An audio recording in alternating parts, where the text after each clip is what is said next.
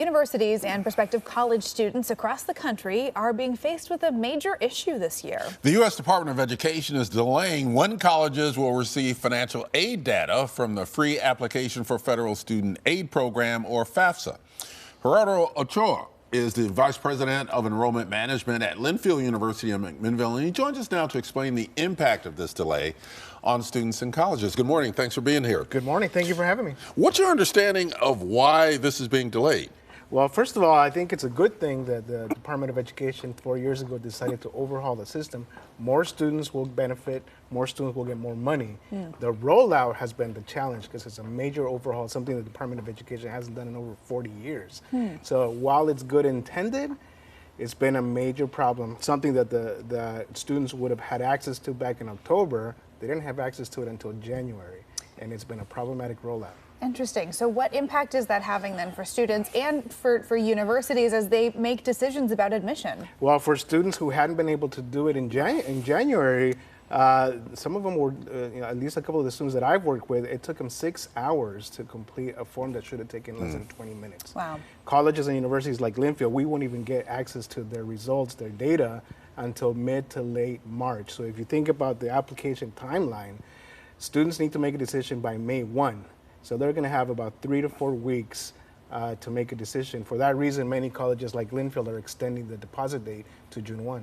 Okay, so talk a little bit more about how you're helping students through this process, because I know that you have to extend some dates, some deadlines, but how else are you helping students with this? Well, first of all, being very patient, very flexible, very understanding, because the #1 challenge for any student across the U.S. Impacting their ability to enroll in colleges, can they afford it? So the one avenue and the one vehicle that we as a country have created for them has become a major roadblock. So making sure that students understand that, yes, you have to persist, it's problematic now, but once we get through this transition, students will actually benefit. So being understanding, being patient, and being and being supportive as much as we can.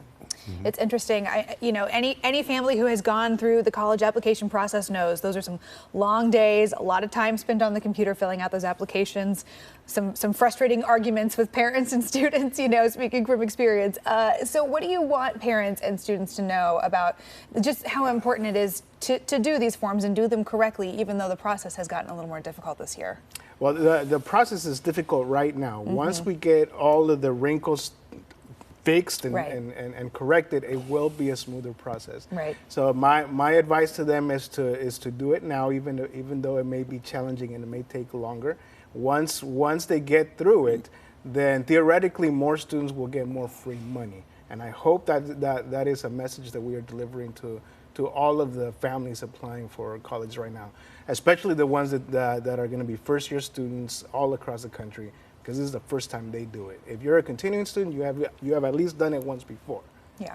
But the families who are going through it the first time, this is their welcome to college moment. At Linfield, how many of your students do get financial aid, and how much of their tuition is made up of financial aid? Oh, over 90% of our students are reliant on federal aid, whether it's grants, loans, or other scholarships. This is a major vehicle for their, impacting their ability to enroll, not just at Linfield, but anywhere. Right. So as students decide, based on some of these financial decisions where they're going to go to school, what impact could that have on your ability to provide different programs, to expand resources on campus for students? Well, first of all, I'm very empathetic to all of the offices of financial aid who now have to do in 6 weeks what they would have had to do. Well, they would have had to do it in 6 months.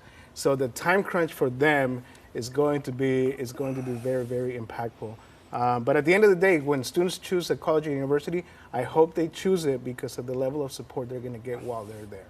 They're making a 4-year investment, and this is just the beginning. All right, thank you very much. I appreciate you explaining us through this. Gerardo Ochoa with Linfield University, we appreciate it. Thank you.